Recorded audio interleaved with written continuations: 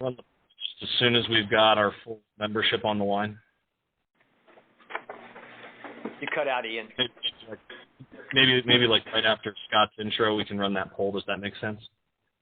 I think we'll pose the question. I'll sort of introduce here, with a sort of a topic list, of what we're going to do, and then we'll just leave it open for, the first half hour or so. Great. All right. Hello and welcome to our live telephone town hall meeting. You're on with the APA Chicago Domicile Chairman, Scott Abbott. We're being joined momentarily by fellow members. We encourage you to stay on the line and ask questions. Scott's here to answer questions from you, the pilots. So go ahead and push 0 on your phone right now if you'd like to ask a question live in this forum. Now, once again, this is a live telephone town hall meeting with APA Chicago Domicile Chairman Scott Abbott. He's here to answer your questions. If you'd like to ask a question live in this forum, please push 0 on your phone now or at any time during this call. The sooner the better. We'd like to get some questions up right away. We're going to have a few words from Scott, and then we're going to get right to your questions. And those who are participating online, you can use the web chat to submit your questions to us there. One more time, this is a live telephone town hall meeting. Welcome, and thank you for being on the line.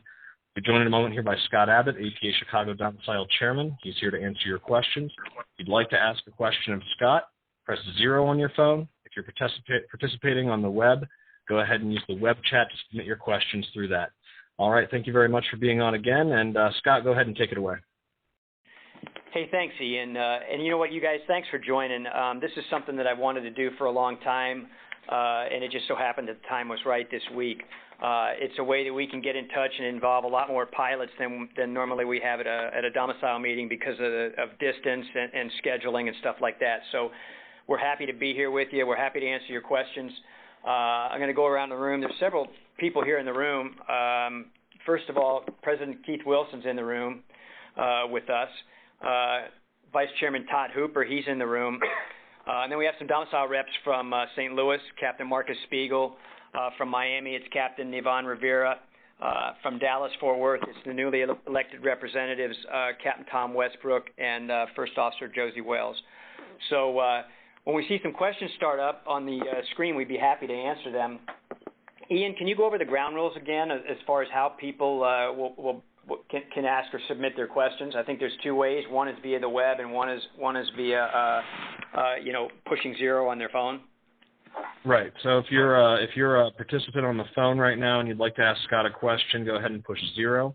We'll get you up to ask those questions live. And if you're participating on the web, you can go ahead and use the web chat to submit a question through the web. I'll be reading those over the air as they come in, and Scott will be answering those as well.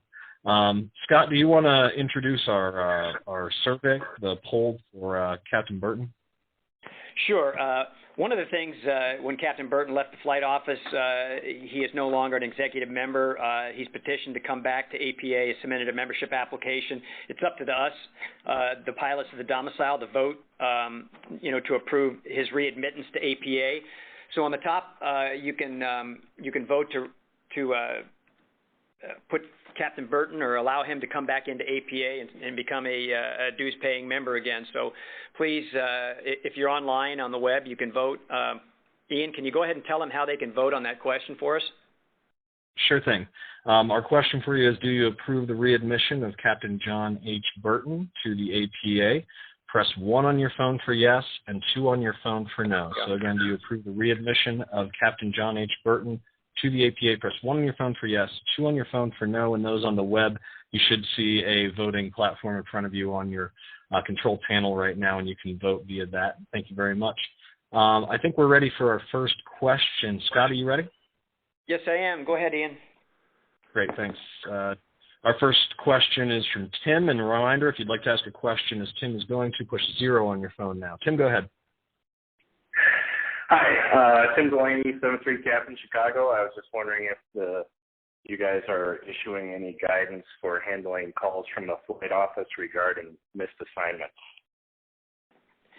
Yeah, Tim, some of the guidance has been, it hasn't been on a national level or a domicile email level. It's been to individual pilots who've contacted me by submitting observer reports. That's the easiest way for both Todd and myself to keep track of that.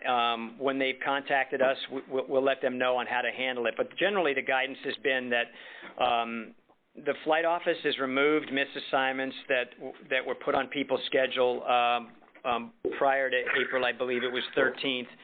Now we've sort of convinced the flight department to just leave them on there until this whole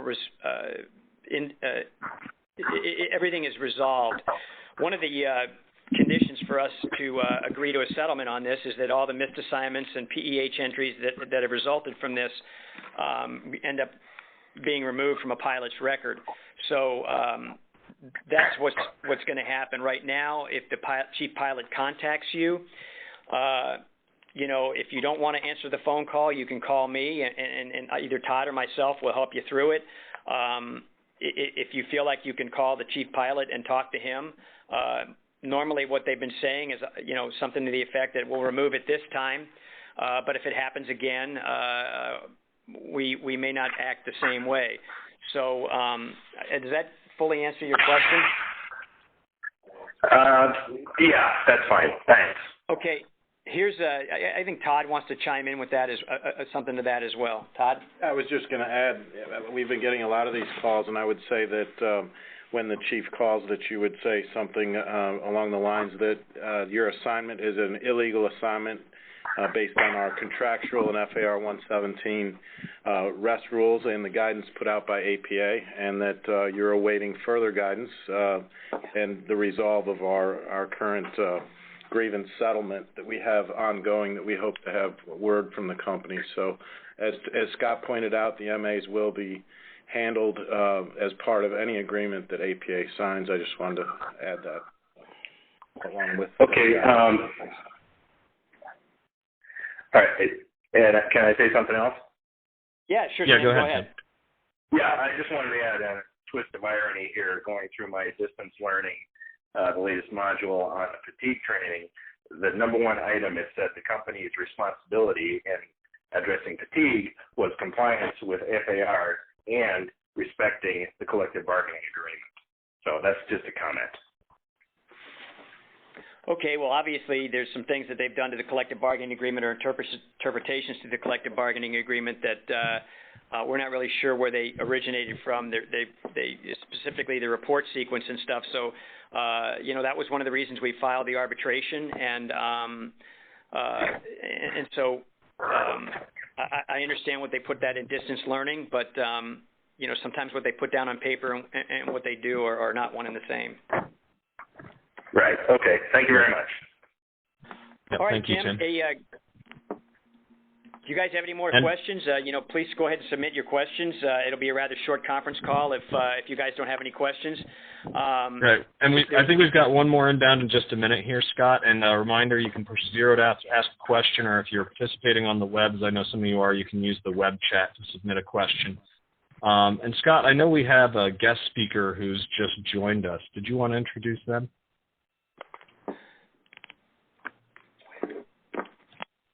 Or, actually, we've got our next question up. Why don't we go ahead and bring Harry live, okay? Okay. Okay. Great. All right. Harry, you're up. Go ahead. Hi. Hey, I was reading that email from APA the day before yesterday, and it referenced 4 specific questions before the arbitrator, and I was unable to locate what are those 4 specific questions. Could you tell me what those are? Yeah, Harry. This is Scott. The question before the arbitrator was that the company violated Section 15B and J of the contract by not properly notifying pilots of assignments and requiring pilots to confirm the assignments during duty-free periods and domicile rest periods. And those 2 originated from, the company's unilateral guidance on reserve notification procedures that was put out. So those are the 2 questions before the arbitrator. I thought it said there were 4, and 2 of them which they withdrew their position on. Yeah, Scott.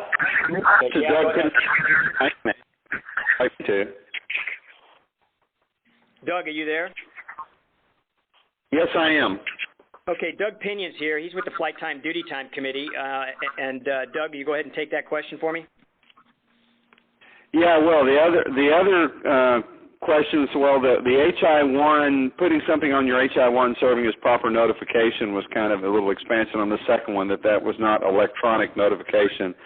The other two were the use of ACARS for anything other than modifications to your current schedule, and then the fourth one was the having to check your schedule during debrief, which used to be part of Supplement AA, but which was eliminated. And those were kind of added as verbals in the opening by our attorney. Okay. Okay. Does that answer your question, Harry? Yeah, it sure does. Thanks. Okay, you're welcome. Great. Thanks a lot, Harry. And our next question comes from our web participants, and I see a couple of you have submitted those. And continue pushing 0 if you do have a question you'd like to ask live for those of you who are on the phone. Our first web question is from Chris Johnson. He asks, what information can you share with us regarding the reserve proposal? Chris, if you check the, can you hear me? Chris is just listening on the web. Yep. Okay. Hey, Chris, if you go to the APA homepage, on the slider, that's the information right in the very center of the screen. It'll slide from topic to topic. One of the topics in there is our reserve proposal, and you can end up, reading the entire proposal that APA ended up submitting to the company. Plus, there's also right below the slider, there's an email hyperlink that you can click on that'll tell you exactly what's in the proposal that we submitted to the company. Great. Excellent. Thanks very much for the question, Chris, and thank you, Scott. Our next question is going to come from our telephone town hall audience. Rick, go ahead. You're up.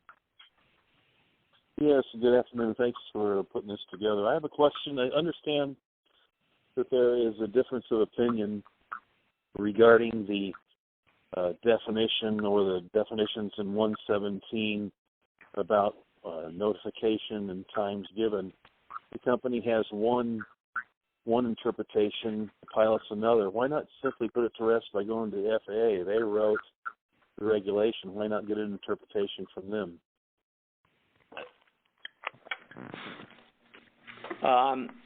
Well, the FAA has put out, and I'll let Doug and them chime in here in a minute. And also, there's Matt Wisby's on the line. Matt's on the Flight Time Duty Time Committee as well.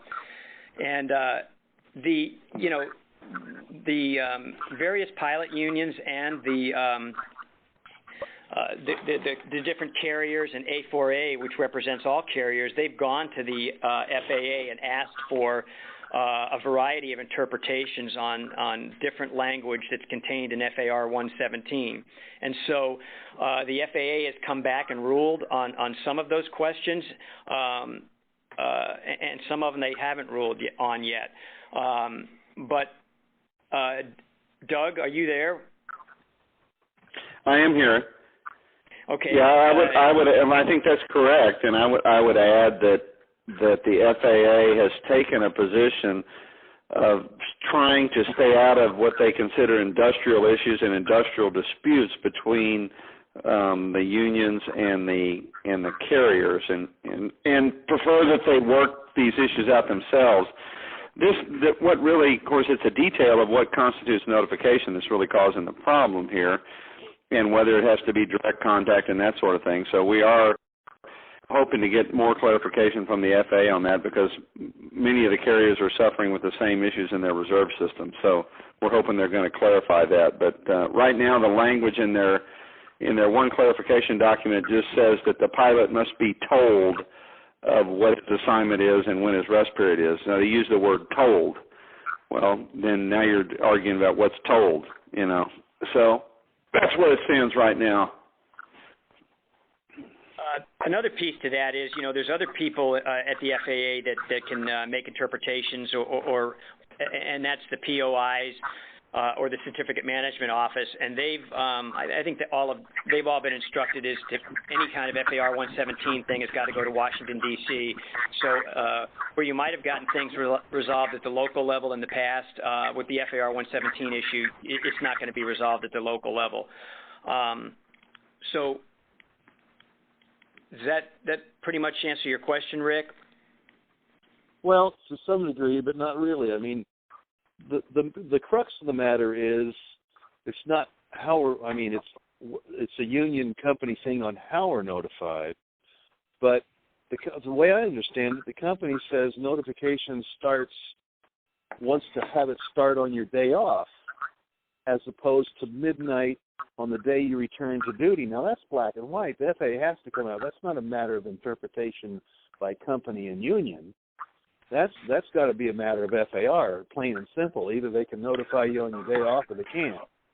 Well, here's the thing. Let me. Oh, go ahead, Scott. Yeah. What I was going to say is, I think one of the things that's confusing about this whole issue is that there are questions that are FAR 117 related, and there are also questions that are collective bargaining or contractual questions.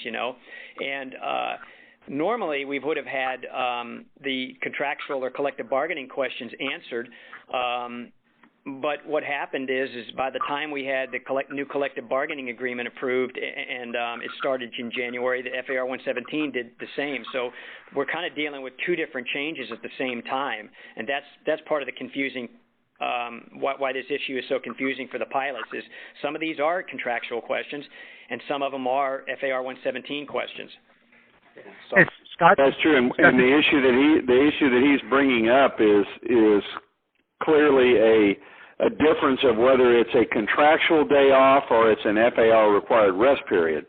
And it's clear that you can't be required to do anything in an FAR required rest period. The reason the company is going to put in this report sequence on your day off, so they were going to contractually tell you had to do this on your day off, put in a report sequence which would indicate duty for 1 minute, and that would end any FAA rest, and then FAA rest would start again. So the FAA doesn't care what the company tells you to do on your contractual day off. They only care what the company makes you do on your FAR rest period. So they were complying with that, but just violating the contract. And this is Matt Wisby. Can I comment on this one, please? Yeah, go ahead, Ben. Okay. The FAA did clarify that the part of your rest period, however long it is, that they care about is the part that immediately precedes whatever duty it is that you rest for. So and that's why the company wants to start and stop your rest at 1700, so that way they can put a 0300 wrap on, because that's 10 hours away, and that's the purpose of that. The FAA, I think it said, Doug already said, doesn't care how that is sliced and diced in your contract. They only care that you get the uninterrupted prospective rest prior to. With regard to the original question, there are some things that the FAA already has ruled on, and that's what's causing some of the controversy, is that some parties are reluctant to accept the definition, primarily that duty, as defined by and as clarified by the FAA, would be any task, regardless of its significance or how onerous it is, that is required by the company of the crew member. So they went and specifically asked, and this is the A4A, they went and specifically asked the question, can a crew member be compelled to check his schedule or receive a text or something very nominal like that on a rest period and still call it rest? And the FAA was very, very clear on that, and it says absolutely not. And that essentially, when that interpretation came out, the company was left with really very little in terms of its options and how they can notify us on days off. So that, with that background, that should answer a lot of the questions regarding how we came to be where we are. Okay, thanks. Great. Thanks a lot, Rick. Okay, Ian, is Nicole Sparger on the line? Nicole, are you on the line?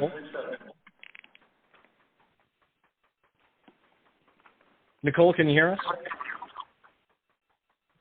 All right. I thought she was, but until we hear from her, we can go ahead and take another question. We've got a question from the web. This is from ARP. He says, when can we expect a response from AAL concerning the proposal? What is the likelihood of a mediated settlement with reserve and/or an arbitration result? When would we get the latter? Did you get all that, Scott?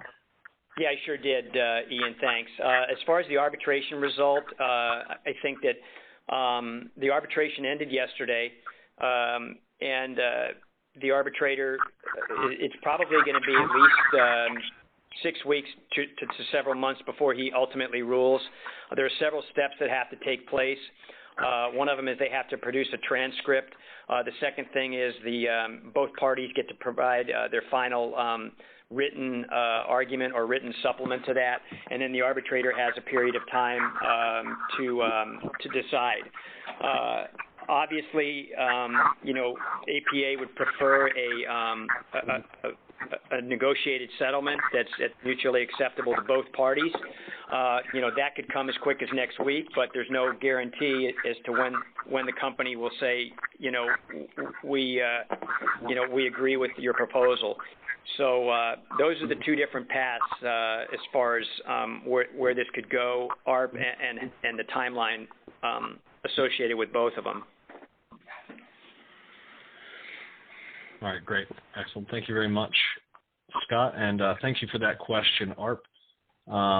We're going to go to our next question. This is from David, who's also on the web. David Culbertson asks, anything you can share on the company position as we head into arbitration on the notification of flight assignment and why they have taken the approach they have? Do you think there will be a resolution out of arbitration? Okay, I would like to think there's going to be I'd like to think there'd be a resolution, a negotiated settlement to this. Unfortunately, I think the way that obviously the questions that were asked of the arbitrator, those are going to get resolved because the arbitrator is going to make a ruling. So, but our proposal on the reserve system and changes to the reserve system that we feel would sort of answer the questions that have come up based on the contract and also answer the questions that have come up based on FAR 117 and how it interfaces with the contract. We'd like to see all of those answered. I don't believe that the arbitration is going to do that, but the settlement proposal that we submitted to the company, that's going to go a long way in answering all those questions. Great, Scott, and I think we might have had our guest speaker join. Hi, Nicole. Are you on the line? I am. Hello. Hey, how are you doing? I'm great. How's everyone doing? Good, good. Nicole, we've got some pilots on the call that are based in Chicago. Nicole is with the Chicago TRACON, and Nicole has developed a program with several other NATCA employees that's called the Bridge the Gap program. Nicole's father is a United pilot, and her mother is a flight attendant for American Airlines. So her roots are deep in aviation, and Nicole came up with this program, and it's called Bridge the Gap, and I'll let Nicole go into that. And any of you guys, if you have any questions about the Bridge the Gap program, please feel free to go ahead and either push 0 and state your question, or you can submit your question via the web. So Nicole, go ahead. Why don't you explain the Bridge the Gap program? Thank you so much, Scott. Thanks for having me, and I appreciate any time that you guys are willing to give me right now. A little bit about the program. We started it back in January. It's for any airplane and any pilot that flies into and out of Chicago airspace, anywhere from the ground up. So we have Chicago Center on board, Chicago O'Hare Tower, Midway Tower is just coming on board recently, and Chicago TRACON approach and departure control. We're all part of this program, and what we're trying to do is bridge the gap, the communication gap that we have right now between pilots and controllers. We want to create a NATCA-driven, a union-driven program where pilots can feel free to ask us questions, make comments to us via email, and eventually we do want to launch a website where you can go on there and see frequently asked questions. In June, we plan on sending out frequently asked questions and newsletters to the various pilot unions that we've coordinated this program with, and hopefully create a better understanding of what we do on our end, and we also want to try to understand what you guys do on your end as well. So we're trying to make it a more cohesive, efficient airspace. So if there's any questions that arise, whether why we use the speeds that we do or why weather in the area, why we run the traffic the way that we do, most of our questions we've received have been tower and TRACON related, but it doesn't mean that you can't ask a center-related question. I know there's other facilities in the country right now that are trying to create similar programs, and it's a really great program. In order to use the program, you have to send us an email. The email is chicagonatca@gmail.com. So Chicago NATCA, which is November Alpha Tango Charlie Alpha @gmail.com. Any questions or comments? We'd love to hear from you guys. Okay, Nicole, that's chicagonatca@gmail.com. Are there any? Is there a period between Chicago and NATCA, or just Chicago NATCA? It's just Chicago NATCA. Okay, and I want pilots to realize that this isn't a substitute for filling out an ASAP. This isn't a substitute to ask the controllers, hey, I did this. Do I need to fill out an ASAP for this, or am I going to be in trouble? It's more or less, to answer questions as to why I may be restricted to a certain flight level, either on departure or arrival, why I can't do a more unrestricted climb, or why am I asked to descend so early, or why is my speed controlled. Is that correct, Nicole? Yes, that is correct. This is not in lieu of ASAPs or APSAPs is what we call it for controllers. It's one of those, it's just basically a way for pilots to talk to us and be real and just ask us questions, procedural questions, operational questions. I know we've gotten a lot of feedback as to foreign air carriers, what they do inside the marker versus outside the marker, how when you slow early without asking, how it affects the whole snowball effect and everyone else. And basically just, if you need 210 or if you need 230 knots or 250, we issue and clear you at 250, but you need something else, just tell us. And maybe the reason that we're not slowing you for 7 more miles is because of this. Why do we not clear you for the visual approach when you have the field in sight? Why are you flying a 25-mile downwind when you say that you have the field in sight? Why do we ship you to the tower 20 miles out versus at the marker? These are all questions that we've received in the past. And as far as, filling out an ASAP and are we going to get in trouble for this, this has nothing to do with management. There's no consequences for these emails. It's strictly anonymous. It's strictly informational purposes only. And we do have a disclaimer on our email. As much as we'd like to give you an accurate answer and picture of why controllers did what they did, I personally am the liaison for BTG at the TRACON, but I don't know specifically the controller that you may have worked with. All I can do is really give you a hypothetical situation as to why it happened. But even so, those hypothetical situations and the problems that may arise, it's still an informational tool that we can use to help enhance the airspace overall. Okay, so it'd be safe to characterize this as more of not really an official response, but more or less an exchange of information between two unions, the pilots union and the air traffic controllers union. Is that correct? Yes, sir. Awesome.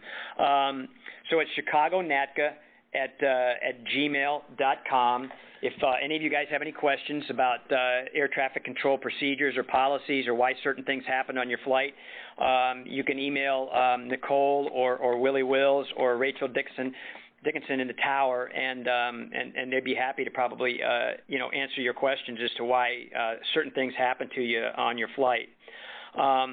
Nicole, thank you very much for number one, starting the program so that we can kind of get some of these answers. I'm sure that you guys wonder why pilots are doing certain things. I know oftentimes pilots are wondering, like, why are they doing this? I don't understand.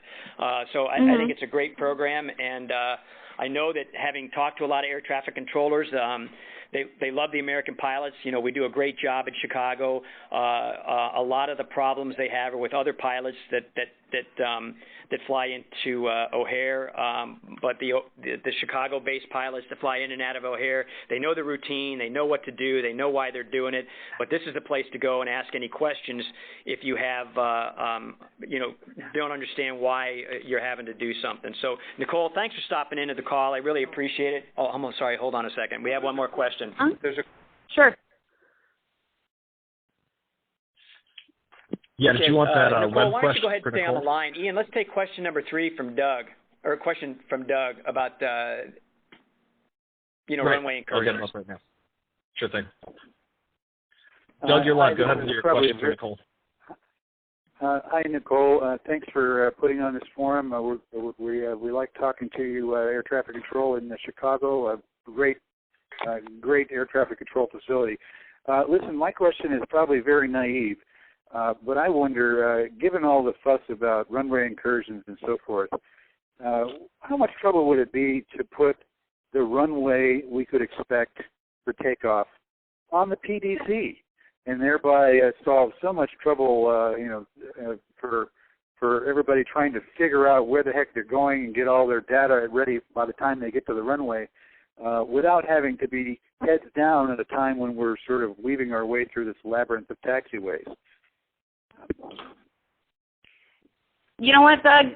That's a great question, and Bridge the Gap, the program overall, is basically created in order to answer questions just like that.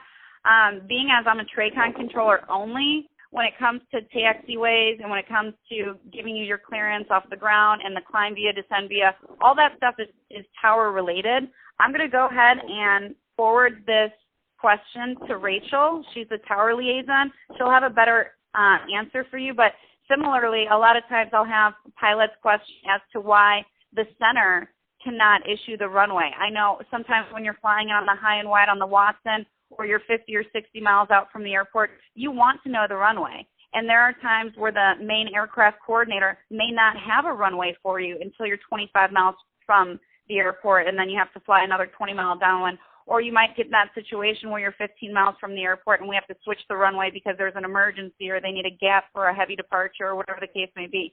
As much as I would love to give you the proper answer, I really don't know because I don't work in the tower. But if you feel that this is a suggestion something that we can work towards, I would love to do it. I know in the future, calling the center, if I'm working a position and I'm working closely with the center, I'll call them and say, hey, I just want to let you know all the Watsons, all the guys on the high and wides are going to be going to 27 left. If it changes, I'll let you know. I make a note of it. The relieving controller who gets me off position, I tell them I have a pseudo coordination agreement with the center where everyone they already know is going to go to 27 left. In case someone asks, they know where they're going. I might call Cubs, the northeast sector, and say the same thing. Everyone's going to go to 27 right from your fix.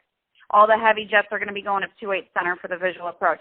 Whatever, because as much as I want to keep the pilots informed, I want to keep the fellow controllers informed too. And sometimes you guys ask those questions, what runway are we going to or what are we going to depart from? And you have a lot of stuff going on in the flight deck, and we want to keep you as informed as much as we know as well. So I'll go ahead and pass that question on. If you can, go ahead and shoot the email, chicagonatca@gmail.com, to reiterate it, and we'll see if we can get an answer for you, a more accurate response. Thank you, Nicole. Thank you, Doug. And Nicole, we got a couple more questions for you. This one is from Kelly live on the phone. Kelly, go ahead. Hi, Nicole. Hi, everybody else. Hi. Hi. I just wanted to make sure I'm driving hands-free in Illinois. No laws being broken here. But can our union folks put that email down in some publication so that I can write it down later on? That's all I wanted to ask. Hey, Kelly, you know what? Yes. That's something that I'm sorry, Nicole. You know what? That's something that we can do. We're in the process of redesigning the Chicago domicile homepage, and that's a great suggestion. I'll put a Bridge the Gap, hyperlink on that bridge that web page that can link you to a description of the program, and also we'll work out something where you can generate an email to chicagonatca@gmail.com and direct your questions through the domicile web page. Great, thank you. Thank you, Kelly. Well, and another thing too with Bridge the Gap, if you were to, ask a question and say, let's say you wanted to go and tour the TRACON, or you want to go and get a tour of the center or tour the tower, you can send an email to this email address, and we will coordinate that for you. If you want to get a group of pilots to come and tour the TRACON all together, we're located in Elgin. The center's over in Aurora. The tower's obviously at the airport, and you could take a couple pilots up there and check it out and see firsthand what it's about. We also do a lot of outreach efforts where we go and speak at the pilot lounges. We can coordinate something where we come the first Wednesday of every month for 4 hours in the pilot lounge, and we'll just sit there with questions and promote the program. We're very open to doing things like that as well. Great. All right. And thank you very Nicole, much. we've got another one. We've got another one from the web. This is Art for you. He says, on departure from ORD, what do you want altitude to make ORD restrictions or quick acceleration to 250 per R knots? Sorry, I may have butchered that. I'm not a pilot. No, Art, thanks for the question. We do get this question a lot. The reason the O'Hare 8 departure SID is the way that it is because mainly for the midway departures that come off westbound climb to 3,000 feet. The reason they climb to 3 is because, you know, the midway arrivals to protect for those arrivals and whatnot. So we have the 5 by 3,000 feet and 4 at our 8,000, 8 miles south at 4,000 to maintain 5. The reason you have to be 8 miles south of O'Hare at 4,000 to maintain 5 is to protect for the midway departures westbound. If you were departing westbound off O'Hare as opposed to southbound, the altitude crossing restriction is not that big of a deal because the only airport that you have in confliction would be Schaumburg, which is about 8 to 9 miles west of the field, and they don't have any IFR departures that are legal there, reference the O'Hare departures, but you do have DuPage there, but DuPage traffic is a lot less than Midway. So I would say climbing westbound, I would say pick it up to 250 as opposed to making the climb restriction. But the climb restriction is there for a reason. If I'm working departure and I'm talking to you and it's super hot outside and you know that the climb you may not make it, just let us know. Say, hey, I'm gonna be struggling on the climb. I might not make it. Or hey, I'm gonna need 230 knots to get to make the crossing restriction. Just let us know. Because the tower controllers, if they launch a guy 3.5 miles behind you, that's fine. He may have you in sight. He may be picking it up to 250, whereas the person in front is doing 210 or 230 to make the crossing restrictions, and then they'll pick it up to 250. Either way, I want to know. And a lot of times, I might be able to catch it myself if I'm having if I got my A game going or whatever the case may be. But whatever you need to do to fly the airplane the way you need to fly it, just let us know because then I can tell everyone else around what's going on. The other airplanes that it might affect, the other airspace that it might affect, and the other controllers that are working around me. If you're flying northbound or eastbound and you're struggling making the climb restriction or the speed or operationally you need 260 or 270 in the climb, just let us know. And we will accommodate you. We're here to provide a service for you in the safest way possible, and whatever you need to do to make that happen in regards to flying the airplane, we'll work around it and we'll make it happen as well. Hey, thank you very much, Nicole. I appreciate taking the time out of the day to come in and talk about this program. I'm not sure if you're going back to work or you got the day off, but thanks a lot for taking the time out. Really appreciate it. Yeah, Scott, it's been my pleasure. Thank you so much for having me. All righty. Bye-bye. Bye. Great. Hey, Thanks, Ian, how Nicole. about... you want to get back to live questions for you? Yeah, I think we were going to take John's question next. Sure thing. And reminder for those of you on the line, if you want to ask a question live, go ahead and push 0 on your phone right now. We're going to take as many questions as we can. John, you're up. Hi, thanks for taking my call. 737 First Officer, Chicago. I've noticed since January, I know with the 117 implementation, but there's been a significant lack of quality in the way the bid sheets are built, working more days, and there just doesn't seem to be any consistency from month to month how the lines are constructed. And just one example, I used to fly the all-nighters by choice. It was 24 hours away from home, 10 hours of pay. Those sequences now are 3 duty, 3 days, and it's 10 hours of pay, and some of the lines are constructed at 24 days. So I don't bid those now, but the junior guys are flying them. So I just wonder if I'm the only one noticing the deterioration of the way the bid construction is on the 737 in Chicago. Thank you. Yes, I understand your question. This is Todd Hooper, Vice Chair, and FAR 117 definitely has had a great impact on that. With the ability to fly more, they're cramming an awful lot more flying into our lines. I'm seeing it on the 737 International as well, where we're doing 2 legs a day, getting up earlier and getting going again. Some guys like that kind of flying and that tempo and getting back for commuting reasons.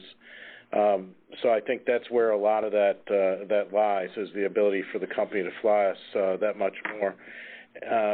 As far as future flying that we can see in Chicago and some of the changes we might see is increased flying with international, with the increased lift of U.S. Airways. I think that'll be something that we'll see going forward. And the company continues to have a difficult time staffing Eagle and farming out our flying to Republic and the likes, and one could only assume that they're going to have to start upgauging aircraft, and when they do that, we may see some different lines of flying and different structure of our flying going forward. At least that's our hope and what we've heard from senior management. So hopefully that answers your question.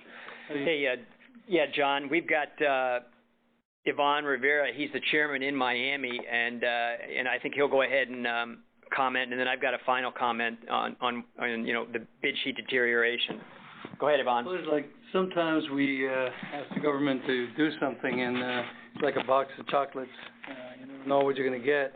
And with 117, there are some things that could be seen as improvements in the way that it controls the rest for pilots, and some of the changes that have not necessarily been that positive. In Miami, we used to fly a turnaround to Manaus on the 737, and it was a very senior trip. It left in the afternoon, came back early morning, and I believe the time for that was somewhere in the 12-hour range. It was 11 to 12 hours, and really, less than, it's really in 13 hours. Because you need to have a true crew rest seat to augment that trip per new FAR 117, the 737 no longer qualified to be an augmented aircraft. The company wasn't willing to just put crew rest seats on the 737s that they were going to use for that route. Consequently, now the Manaus trip is one of the most junior trips, because like the one you mentioned before, it leaves at the same time, but the pilots are required to stay a whole day before they can fly all night back, because you can't augment the aircraft. So it's a product of FAR 117. In some other places, they've been able to move fleets around so they can still do these things, but unfortunately this trip, obviously you're talking about, it fell prey to the same, basically FAR 117. So. Okay. Yeah, John, I got a couple final comments. Look, when PBS, we negotiated PBS, or preferential bidding system, in the last contract, the 2012 contract, that was supposed to be implemented. It probably won't be implemented now until 2015 at the earliest. There are a variety of reasons for that, but implementation of a PBS system will probably fix some of the lines of flying, so that it'll either jive with your schedule or your preferences more so than the lines of flying that are generated by the company. It most likely won't solve the individual sequence problems where you go somewhere, fly heavy the first day, heavy the last day, and sit for 30 hours in the middle. But PBS will probably help us a little bit on that. We've got the other thing that can help you if there's a problem with the way a line of flying is generated is, the fatigue program. Sure. If either the sequences are fatigue producing, or the way the line is built is fatigue producing, if you can either fill out it's not called an observation report. It's a report where you don't necessarily call in fatigued, but you want to alert them that something is wrong with this trip that could generate a fatigue call. I think it's an advisory fatigue report or something along those lines. But, that's one of the biggest ways that you can end up trying to have input into how both the lines are built and how the individual sequences are built. And a great example was on several different airplanes, they had supernumerary lines or relief lines that were built really heavy on the 777 in the first part of the month. You flew 3 trips to Asia.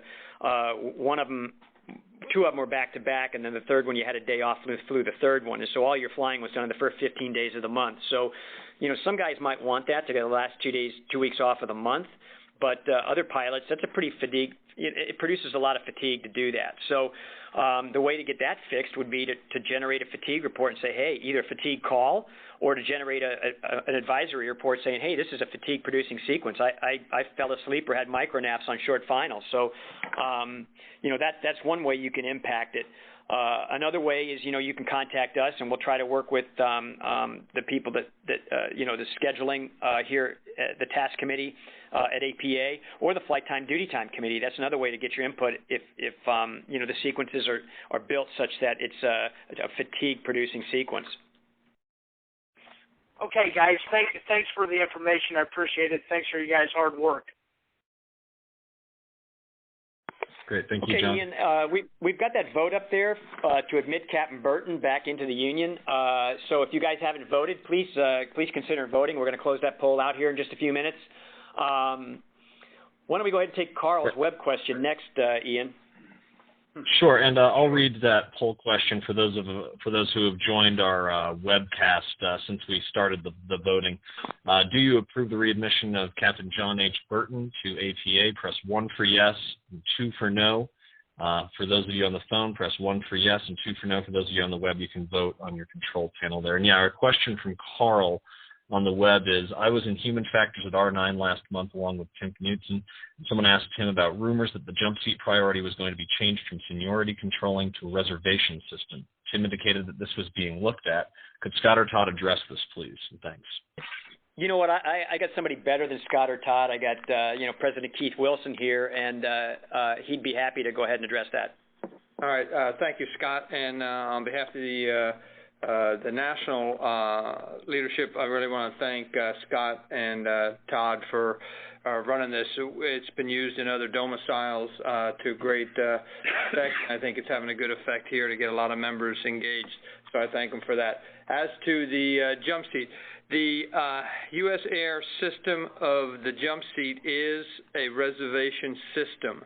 And we do not control the system of jump seat. We do have input as to jump seat reciprocal agreements, and the company basically does control that process. They are looking at this, from what I understand. They have not made a decision. If you talk to the East and West guys at U.S. Air, initially one side did not have it and was up in arms when they got it. Now they all find it's the most efficient way. Whether we get it or not, I don't know, but they find it's the most efficient because you can plan your commute a lot more rationally and not worry about, at the end of the day, finding 18 people at the counter to get your jump seat. That's just one side's opinion. The other side is seniority rules up to a certain time frame. The board has been briefed on it. We have not been informed on any direction yet, and all we can do is stand by. And to be up, the board is kind of split on it, and because there is two schools of thought. So if you have any input, you should be talking to your domicile reps to just so they have an understanding of where the base sits on it. Great. Thank you very much, guys, and thanks for that question. We're going to do another web question from ARP and then another one from Dan McHenry in a moment here, but I wanted to remind our web audience that you can push 0 to ask a question. This is our last call from questions from our phone audience. Go ahead and push 0 on your phone if you'd like to ask a question live in this forum. Next question is from ARP, and he asks, how much does our proposal mirror the Airways and America West reserve systems? What are their guarantees? Hey, Doug, are you still on the line? Doug Pinion? Yes, I'm still here. I'm here. You think? I'm going to answer part of this, and then you can fill in the blanks at the end. And Arp had a question about how does our proposal, that we submitted to the company, mirror the U.S. Airways America West reserve systems. And interestingly enough, the U.S. Air system, specifically the East system, is a long call, short call system, and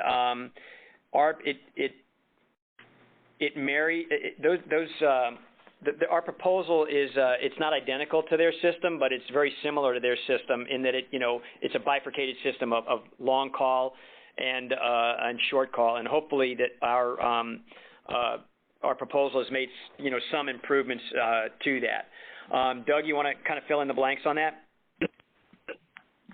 I don't really have that's the biggest piece of it that was included in this. I know this particular proposal does not get deep into the details of the reserve system, but it was more of adding that piece of it, which is the short and long call provisions with a different guarantee depending on which one you have, and then of course the percentages that were prescribed of how many short calls and long calls. Beyond that, I don't think yet a lot of the details have been fleshed out. If we, once they agree to that, I think then the further details will be fleshed out. But that's all I know at this point. Hey, Dave Brown, are you on the phone? Dave's one of the negotiators. Dave, are you on the phone? I saw a 214 number up there.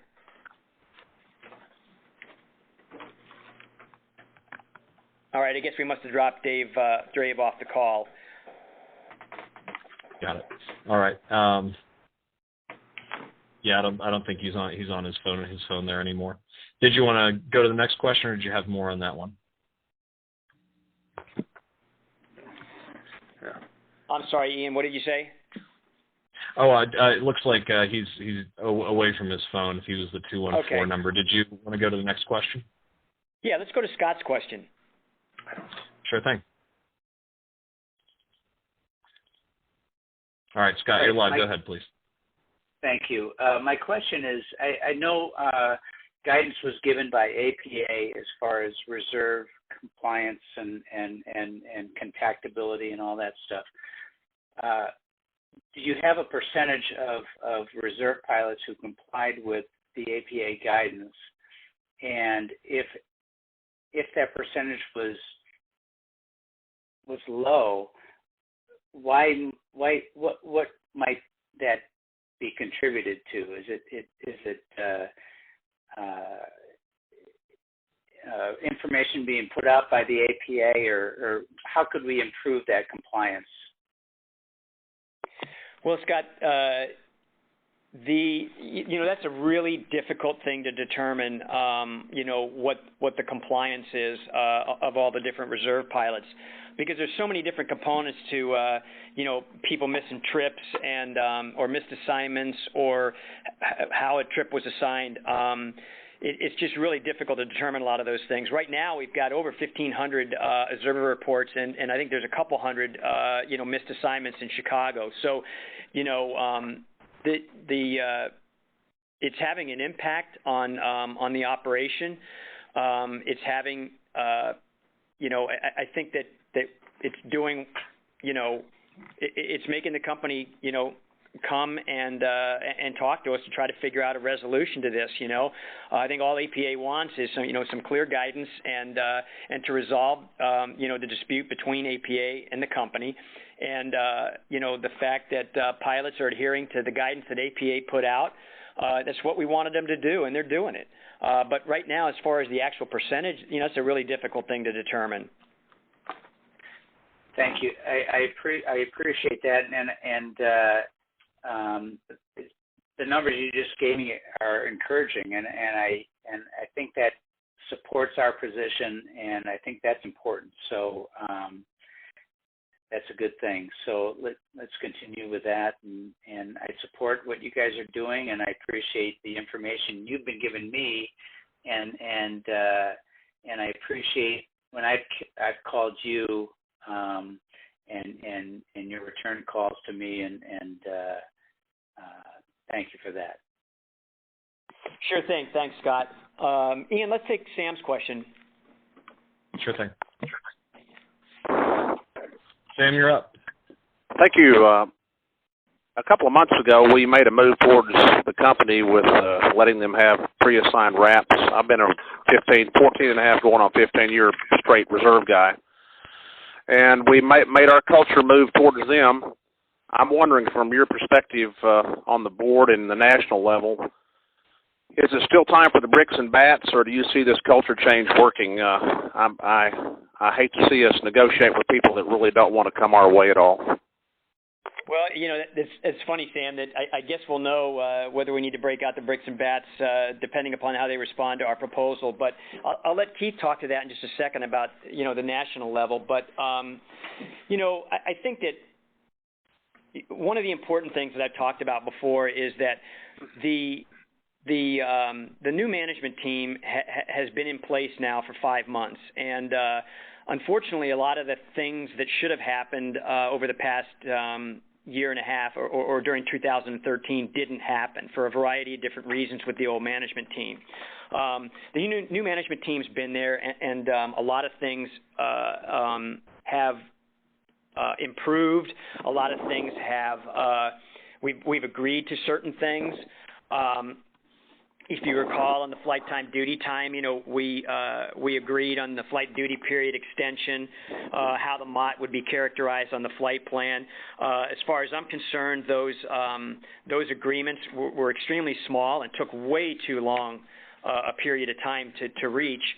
But we've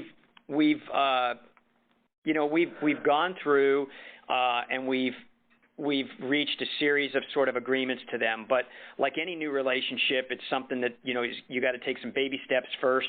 I think if you recall back, one of the first ones was the company ended up purchasing or taking the stock so that we wouldn't end up selling, having to sell 30% of our equity distribution shares, drive the price down. They ended up taking it, paying the tax bill for us. So that was the first step.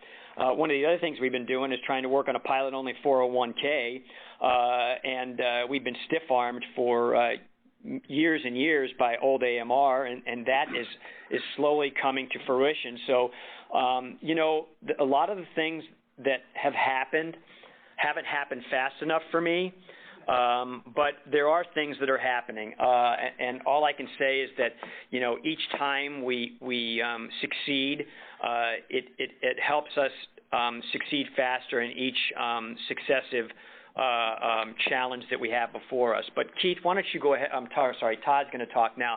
Todd, and then Keith would like to talk about it just from a national officer perspective. Yeah, I was just going to add that, we did try the delays in the beginning with trying to get them some time to get their feet under themselves as our new management. And I do believe that they have made some significant moves in our direction. However, they've inherited a broken company that was not there wasn't anything put into the infrastructure for 10 years, and they have an IT system that's so ancient that it's affecting every level of our operation. Now, all of us that have experienced the last 10 years, the decade of hell we went through, don't have a lot of patience for that kind of thing. But a couple of things just to point out, they did come up with the EFB LOA recently, which will help our crews. I was at a function with Captain Wilson a few weeks ago and mentioned the hotel situation to Mr. Parker, and a couple days later, and after Keith had also spoken to him, we saw some significant changes or lack of making changes to the U.S. Airways hotels, at least here in the short term.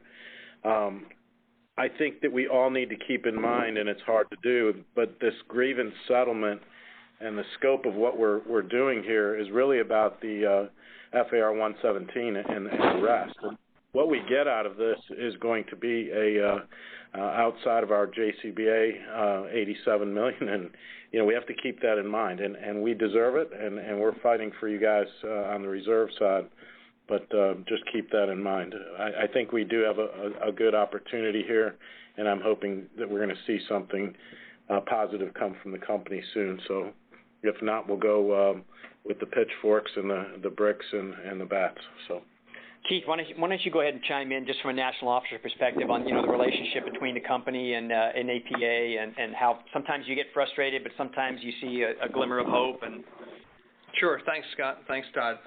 I'll piggyback on all those ideas and issues. You remember when we got the EFBs, we tried to do something with that, and that just fell on deaf ears for the longest time. As soon as the new management team got in, with the help of USAPA, we all worked together as a cohesive group, and they listened. And is it perfect? No, in no way, shape, or form is anything going to be perfect. But as Scott said, it's a baby step process. It's building the relationship. As to our interaction, we interact with the senior management on a regular basis, so much so that was what helped get the hotel issue put to bed fairly quickly. Is it going to be stopped? No. I'm sure they're going to be talking to us about other issues relative to hotels and stuff. But when we told them we needed to be interactive with this and try to help them solve their issues, but not at the expense of the pilots, they are receptive to that much more than any of the management team previously. So, granted, it's still a probationary period on both sides. We have the same issue. We did help. We came to two agreements, two-month agreements that we were trying to find a solution. I've said it many times. There's still some old mentality on both sides of the fence that we have to work with to show that we are a stakeholder in this organization, and that is their business model that they are working on. The customer, the employee, and the shareholders all have a stake in this, and we are one of the biggest stakeholders in this operation, and I think they seem to understand it. Are they going to be perfect to us? No way. It's going to be tooth and nail, but it's something that we should pursue, because it's really easy to turn it off. It's much harder to turn it back on after we go down that other road. Are you still listening to Sam? Can you hear me? We've got, we tried a couple different things in each 2-month trial period on the reserve system to try to resolve a simple problem of how to assign RAPs post-DFPs.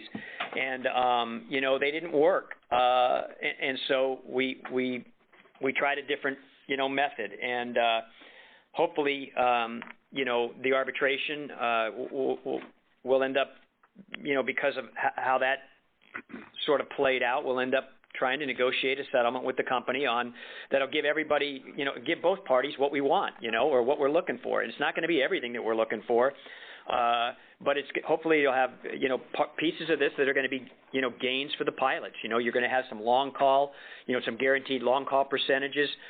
You guys can go over and look at the proposal, that the board slid across the table to the to management, and I think that you'll like some of those things in there. And for some of you, I'm sure that it'll fall short, but I guarantee you that the company is thinking the same thing. Some of it they like, and some of it they probably don't like very much, but that's just the way it works in collective bargaining. You want to tell Ian? How about the next question, Ian? Sure thing. And Sam, thanks for being on the call. Thank you. Henry? Great. We're going to go and then we'll to take our Dan's next question next. Sure. Yeah. Did you want Dan's web question first, and then Jim? Yeah, let's do that. Let's do Dan's web question about the reserve proposal wording. Right. Yeah. So Dan's question was, how does the APA reserve proposal address the reserve pilot's ability to predict when he or she will be called? Okay, that wasn't I thought Dan had a different reserve question up there. I wanted to address that one first. Oh, right. Okay. So his first reserve question was, how does APA's reserve proposal address reserves not used as tools to save the operation vice using them as flexible line holders? Was that the question you were looking for? Yeah, let me read it real quick here. Sure. Well, Dan, thanks for your question. That's what a reserve pilot's for. when I think I've told you this in the past, but when preferential bidding hits, and you know what, we've got Marcus Spiegel here, and he can talk about briefly. He's the vice chairman in St. Louis. He can talk about the TWA pilots and their experience with preferential bidding. But when preferential bidding hits, there's going to be less trip conflicts and less drop trips month to month, and due to vacation conflicts and training conflicts, et cetera. So there'll be less pilots on reserve. Those pilots that are on reserve are going to be the pilots that are there to handle schedule disruptions at the last minute. Hopefully, we're going to get the system to where either reserve pilots on their days off, short call pilots on their days off can pick up trips and pre-plot trips on those days off. But that's what the short call pilot, that's what they're going to be there for, is to handle disruptions in the operation. Marcus, can you go ahead and talk about that real quick on, how PBS sort of, how that worked at St. Louis? I think it's really instructive. I've always thought it sounded great, and almost all the TWA pilots, they really enjoyed how PBS worked and how it affected their reserve system. Yeah, thanks, Scott, and hello, everyone. Marcus Spiegel here from St. Louis. The experience that we had at TWA with the reserve system that awards your days off under preferential bidding is something that I think the Presidential Task Force on Reserve Work Rules has looked at and considered. A few people on that task force actually have some experience with the system that I can outline for you here, but it more or less would allow the pilots who are going to be reserve holders the ability to specify the days off that they'd like to have.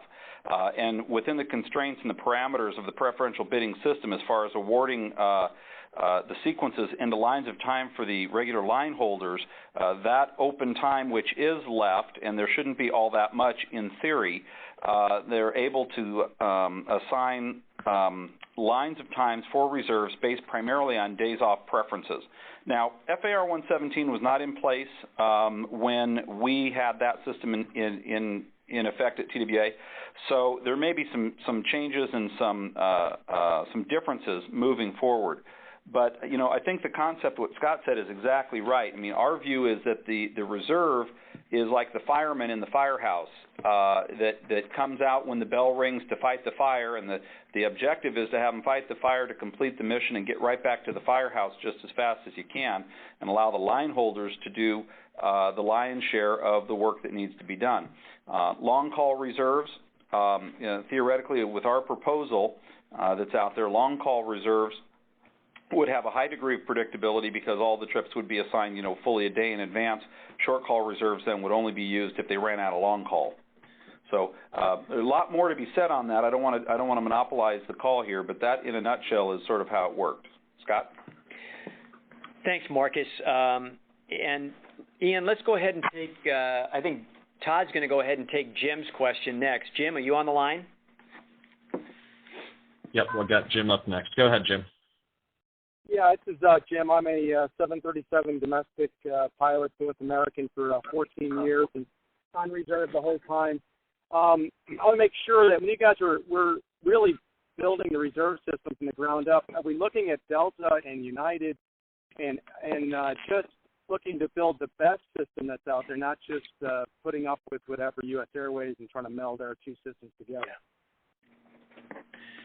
Yeah, thanks for the question. As I alluded to a couple of questions ago, this grievance settlement is basically all about the reserve scheduling and the FAR 117 rest issue, and that is the focus of this. What was born out of that was the reserve Presidential Task Force, and you will see a communication from them in the next couple of days, and they've been doing just what you're asking. They're doing comparators around the industry, and you'll be able to see how that looks.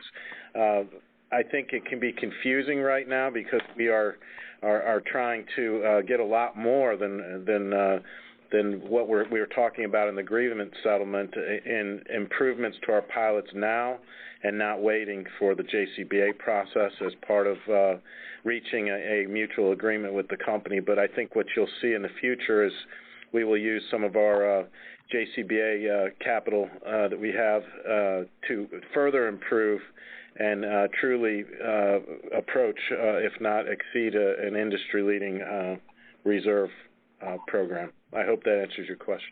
Hey, Jim, another part of that is that, look, we've got to, it's great to we need to compare, our systems and look at the other systems that other carriers have. But if you take Southwest, for instance, Southwest has always done what's been best for their pilots. And I think that is one of the things that we have to keep in mind too, is not to go after a system that's just like Delta or just like United. We want to craft something that works for our pilots. If our pilots are more percentage of commuters, we want to develop something that works for the commuter. If you look at Atlanta, for instance, and Delta, the majority of the people live around that airport. Down in Atlanta, I wanted to say, somebody told me like it's upwards of 60 to 70% of the pilots and stuff. So it's easy for them to have a reserve system that works for pilots that tend to be more local pilots. So yeah, we want to compare with United and Delta, but also we want to build a system that works for our pilots here at American Airlines. So thanks for your question, Jim. And can I speak to that? Yeah, Keith, go ahead.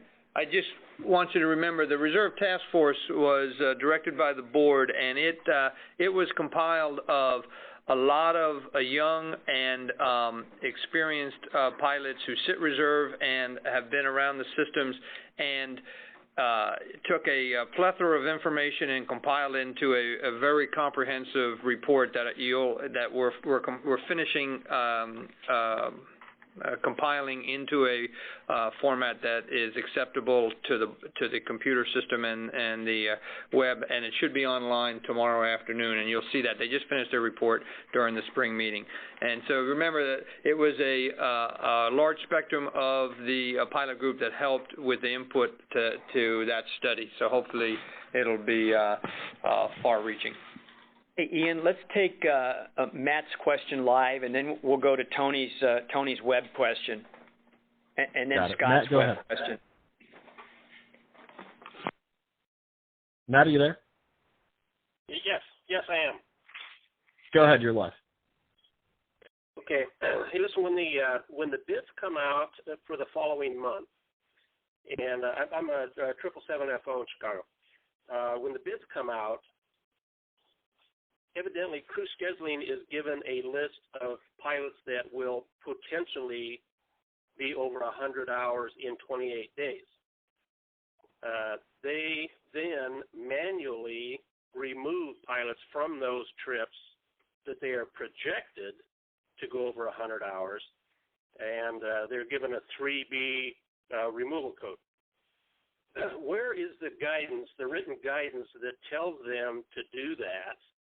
And don't they realize that guys would have 2 or 3 trips yet to fly before they're ever illegal for the trip that they're removed from? Yeah, I'll have Doug comment on that in a second, Matt. But we've reached an agreement with the company, and you're 100% right that you could.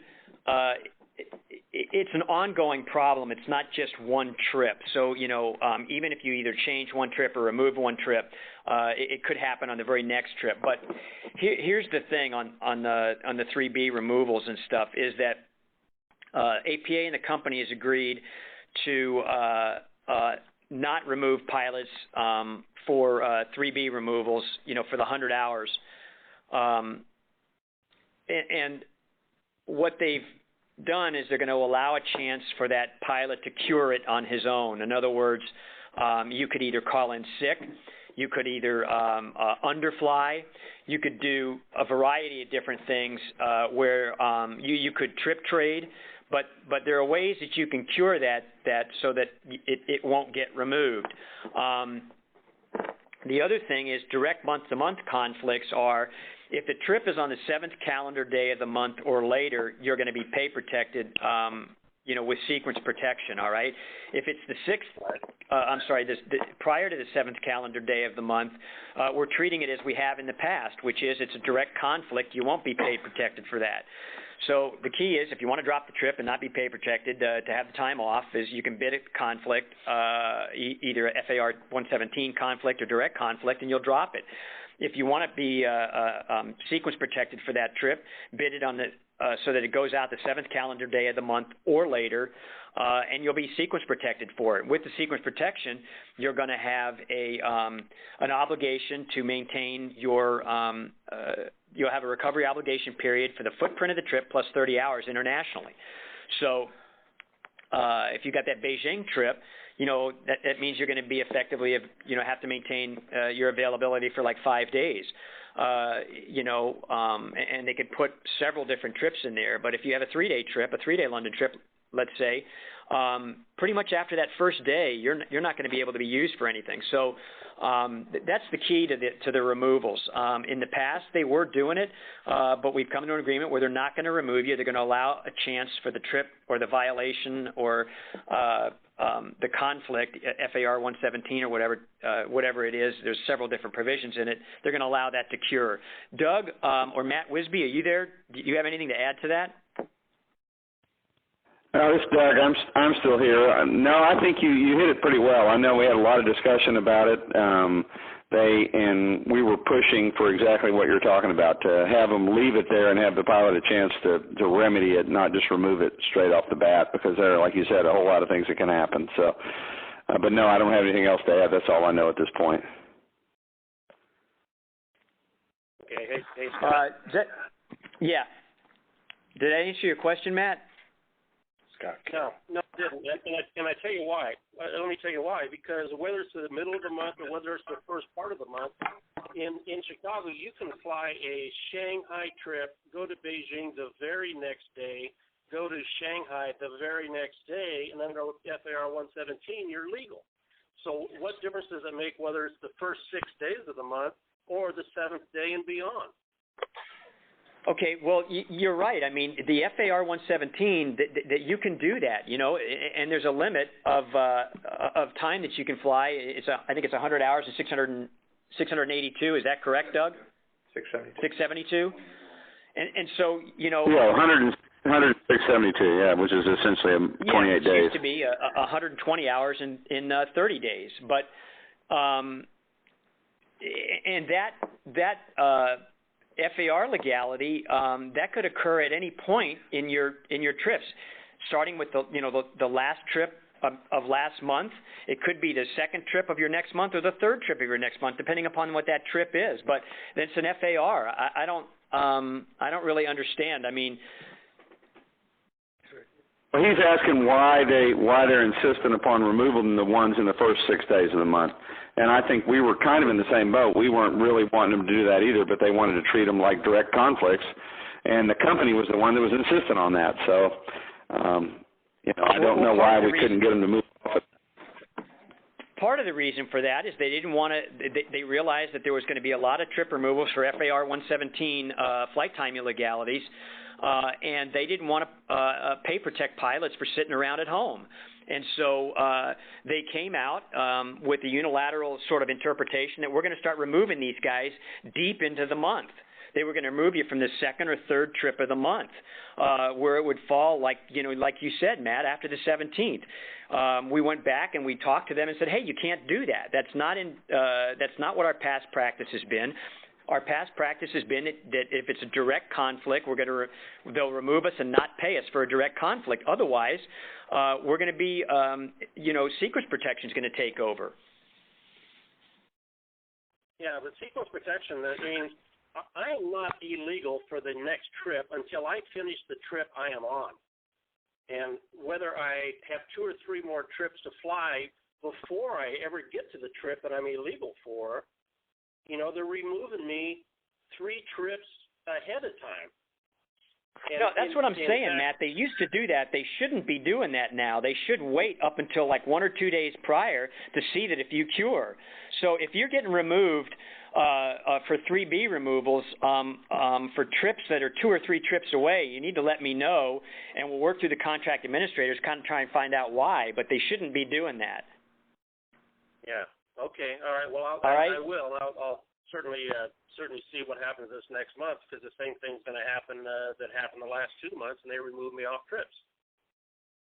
So, okay. All right, Scott. Well, I'll I'll get back with you on that Yeah, one. you need to show me the reference, and let's work with the contract administrators to try to figure out why, because those trip removals should happen like 1 or 2 days before, after you've had every opportunity, either through underfly, you could be assigned training because your landing's expired. There's a variety of reasons that you could get pulled off a trip, and all of a sudden that FAR 117 limit goes away. Exactly right. Exactly right. Okay, good. Well, thank you for that. Great. Thanks a lot, Matt. All right, and we've got our next question, rather a comment from Scott on the web. Scott in Carroll, Ohio. He says, "Great forum as a commuter. It's very difficult to attend base meetings. Thanks for hosting." You guys got any comments on that, Todd? Yeah, I appreciate, Scott does as well, those kind of comments, and this is why we wanted to do it. We had, what do we have, almost 600 messages were left, and we had at one point well over 300 or so people on the call. And it gives us a chance to reach out and speak to those of you that can't make our meetings, and at times that like in the summer busy months with people going to graduations and whatnot. These are great opportunities, and appreciate that. Great. Thank you very much, Todd. Our next one from the web is from Tony Robinson. He asks, are issues related to notification of sequence changes during layovers being addressed as part of the grievance settlement? Yeah, Tony, that's a great question, and it is. We're talking with the company on that, and it's in our proposal. If you scroll through the proposal on the APA homepage on the slider, you'll see in there it talks about, I think it's towards the back page, it talks about notifying pilots. And I think what we want to do is try to get back to the old way. We all realize that pilots don't want to end up, staying in London or Europe an extra day and not get any extra pay. And so they'd be willing to stay at the hotel and extend their flight duty period to get back home. But we are talking with the company on that, and we're working on getting back to the old system of doing it, which was, the hotel's responsibility to slide a note under the door. I've been told by some captains that the crew schedulers are calling the captain and having the captain notify the rest of the crew. And I think my answer to that would be, listen, you got two choices. I can fly the trip back and you can make the phone calls, or I'll make the phone calls and you can find another captain to try to fly the trip back. But, being woke up in the middle of the night and then having to make a series of phone calls to contact the rest of the crew members, it's not really conducive to getting, going back to sleep and trying to get another hour or two of shut-eye before your trip goes out. So, thanks a lot for your question, Tony. I appreciate it. Let's go to Scott Byrne, Ian. Right, we got Scott Byrne's question from the web. He says, on my last leg of a FDP, I agreed to a 2-hour extension by signing the flight plan. My dispatcher told me that was the case. But if I don't intend to agree to that extension, but after signing the flight plan we are delayed past my normal FDP, do I have to call fatigued when I never intended to go beyond the normal FDP? No, Scott, you don't have to call in fatigued. In fact, the whole point of having the extension is that it's a time to take a time out and evaluate yourself, your co-pilot, and the dispatcher. All right? It's basically you do a quick reevaluation of where you guys are at fatigue-wise. All right? If you agree that you can continue the flight safely, then you can agree to the extension. If you don't, then you don't agree to the extension. And there's two things that can happen. One of them is the company goes ahead and they'll take care of it on an illegality basis. That you don't agree to the extension. The other way, obviously, you can do it if you wanted to, is you could call in fatigue. But here's the problem: is the company, I don't believe, wants us to call in fatigue because they don't.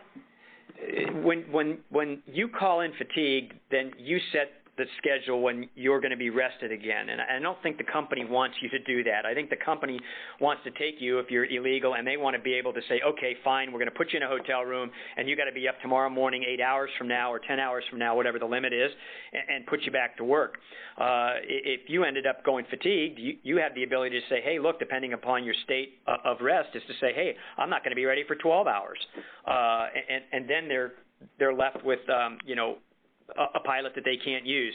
So I think in the end they wanted you to go fatigued, and they wanted us to utilize the fatigue as a method of not agreeing to the extension, but ultimately they said, you know what, maybe we don't want them to do that. So it's when you come up on that extension, it's something that you, the co-pilot, and the dispatcher have to all agree upon. And if you don't, then the company's going to have to deal with the fact now that you're not going to do this. Doug, you got anything to add on the flight duty period extension, or Matt Wisby, if you're still there?